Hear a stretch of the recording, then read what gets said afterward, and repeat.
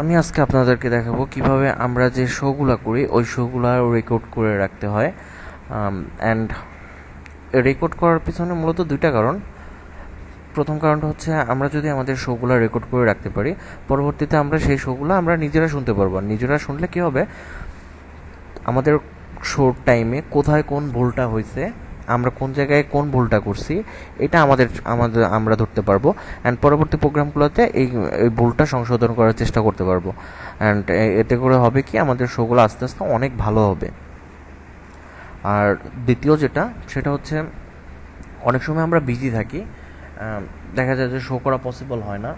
যদিও রুমে থাকি বা বাসায় থাকি, ব্যস্ত থাকি, তো ওই মুহূর্তে পিসির সামনে বসে থাকা সম্ভব হয় না। তো আমরা যদি আমাদের শোগুলো রেকর্ড করে রাখি, বিশেষ করে যারা আর কি রিকোয়েস্টের শো করেন না তাদের জন্য, আমরা যদি আমাদের শোগুলো রেকর্ড করে রাখতে পারি, আমরা পরবর্তীতে চাইলে যখন আমরা বিজি থাকবো, হঠাৎ করে আমরা একদিন আমাদের পুরাতন একটা রেকর্ডেড ভার্সন চালু করে দিলাম, বাঁচতে থাকলো। এমন তো না কেউ রিকোয়েস্ট করবে আমরা রিকোয়েস্টের সংটা প্লে করতে পারবো না, কারণ আপনার শোটাই রিকোয়েস্টের না। তো এই জন্য আর কি রেকর্ড করাটা আমি মনে করি যে অনেক বেশি জরুরি। তো রেকর্ড করার জন্য যেটা করতে হবে, আমরা কিন্তু আমাদের ওই স্যাম ব্রডকাস্টার থেকেই আমরা রেকর্ড করতে পারি। সো আমাদের এক্সট্রা কোনো ঝামেলার প্রয়োজন নাই, এক্সট্রা কোনো কিছুর দরকার হয় না। তো আমাদেরকে যা করতে হবে সেটা হচ্ছে, প্রথমে আমাদেরকে স্যাম ব্রডকাস্টারটা ওপেন করতে হবে।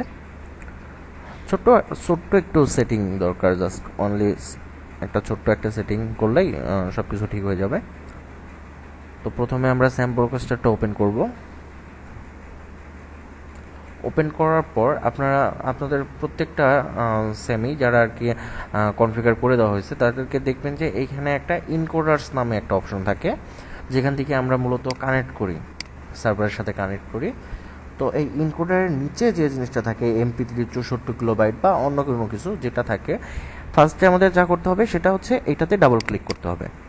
অ্যান্ড ডাবল ক্লিক করার পরেও আমরা স্ট্রিম অ্যাক্টিভে যাব। স্ট্রিম অ্যাক্টিভটা ক্লিক করার পরে আমাদের এরকম একটা ফাঁকা অপশন আসবে, কিছুই নাই। তো এখান থেকে সেভ স্ট্রিম টু ফাইল, এই অপশনটা চেক করব। চেক করার পর আমরা যেই জায়গায় আমাদের শোটা সেভ করে রাখতে চাই, ধরেন আমার কম্পিউটারের হার্ড ডিস্কে আমি যেখানে সেভ করে রাখতে চাই আর কি, সেই সেই জায়গাটা আমাদেরকে দেখিয়ে দিতে হবে। আর আমি এখানে একটা নতুন একটা ফোল্ডার বানালাম, নাম দিলাম যে radio lollipop radio lollipop show. এটা ওপেন করলাম।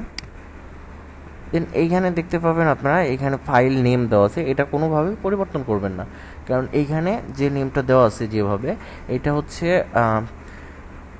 কোন তারিখে কোন শোটা করা হয়েছে, ওই তারিখ অনুযায়ী ওই শোর নাম সেভ হবে। অ্যান্ড সেখানে হাওয়ার্সও দেওয়া থাকবে। তো এর কারণে এটা কোনোভাবেই পরিবর্তন করার দরকার নেই। আমরা ওপেন করে দিলাম। ওপেন করার পর নিচে অনেকগুলো অপশন আছে। তো এগুলা আমরা কোনোটাই কিছু করব না, প্রথম যেটা আছে সেটাতেই রেখে দিব, new file for each session. মানে প্রত্যেকটা সেশনের জন্য একটা করে নতুন ফাইল তৈরি হবে।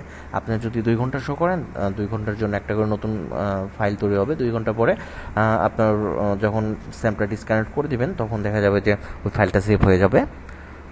দেন আমরা ওকে করব। ওকে করলে হয়ে গেল। এখন যখন আমরা কানেক্ট করব, কিছুই করতে হবে না, জাস্ট কানেক্ট করার পরে দেখা গেল যে একটা শো শুরু করে দিলাম, আমরা একটা গান প্লে করে দিলাম, জেমসের দুঃখবালা। তো চলতেছে, আমরা কথাবার্তা বলতেছি মাইক অন করে। তো আমার শো মনে করেন যে 2 ঘন্টা পার হয়ে গেছে, আমার শো শেষ হয়ে গেছে। আমরা জাস্ট এখান থেকে ডিসকানেক্ট করে দিলাম, এখন অন্য একজনের শো করবে। ডিসকানেক্ট করে দেওয়ার পর আমরা এটা ক্লোজ করে দিলাম।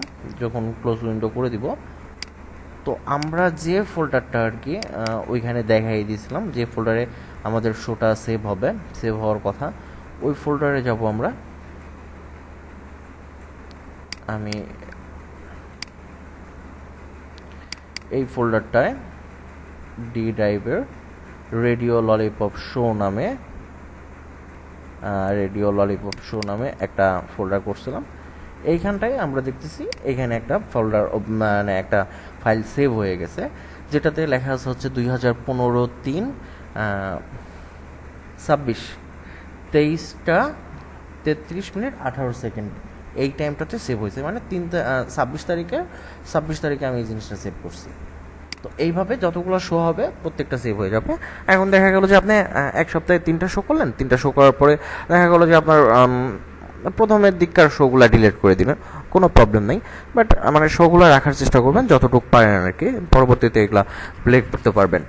তো এই হচ্ছে এইভাবে আমাদের শোগুলো আমরা রেকর্ড করতে পারি। আর আশা করি আপনাদের কারো কোনো বোঝার সমস্যা হয় নাই। আর যদি সমস্যা হয়ে থাকে তো আমার সাথে যোগাযোগ করবেন, অন্য কারোর কাছে যাওয়ার দরকার নেই। আমি আবারও বলে দিচ্ছি, অন্য কারোর কাছে যাওয়ার দরকার নেই, আমাকে বললে আমি আপনাকে এই বিষয়টা হেল্প করব। তো আশা করি ভালো লাগছে। আর এটা আমার লাইফের ফার্স্ট বানানো এরকম একটা ভিডিও টিউটোরিয়াল। সো আমি